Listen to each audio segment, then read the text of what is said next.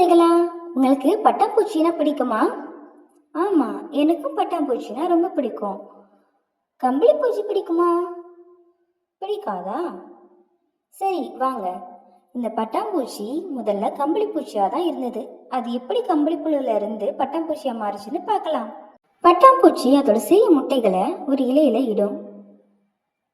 இந்த முட்டைகள் சில நாட்களுக்கு அப்புறமா பொரிந்து அதிலிருந்து சிறிய கம்பளி பூச்சி வெளியில வரும். இந்த கம்பளி பூச்சி அது வாழ்க்கையை தொடர்றதுக்கு பல சவால்களை சந்திக்க வேண்டி இருக்கும். அந்த கம்பளி பூச்சி அதை தாக்க வர உயிரினங்கள்ட்ட இருந்து அதை தற்காத்து அது வாழ ஆரம்பிக்கணும்.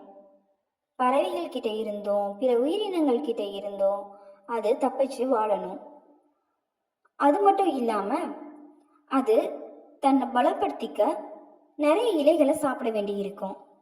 இதே மாதிரி பல இலைகளை சாப்பிட்டு கம்பளி பூச்சியானது கிரைசலிஸ்ட்னு சொல்லப்படுற கூட்டுப்புழுவா மாறும்.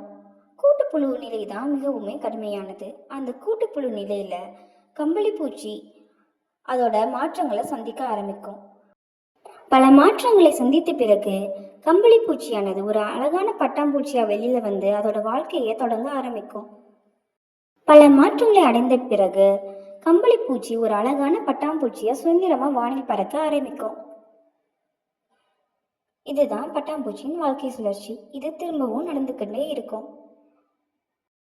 பட்டாம்பூச்சி திரும்பவும் முட்டையிட ஆரம்பிக்கும். முட்டை, கம்பளி பூச்சி, கூட்டுப்புழு, பட்டாம்பூச்சி. இப்படிதான் பட்டாம்பூச்சியோட வாழ்க்கை சுழற்சி நடக்குது. ரொம்ப நன்றி குழந்தைகளா. அடுத்த வீடியோவில் சந்திக்கலாம். கமெண்ட் பண்ணுங்க, ஷேர் பண்ணுங்க, சப்ஸ்கிரைப் பண்ணுங்க. நன்றி, வணக்கம்.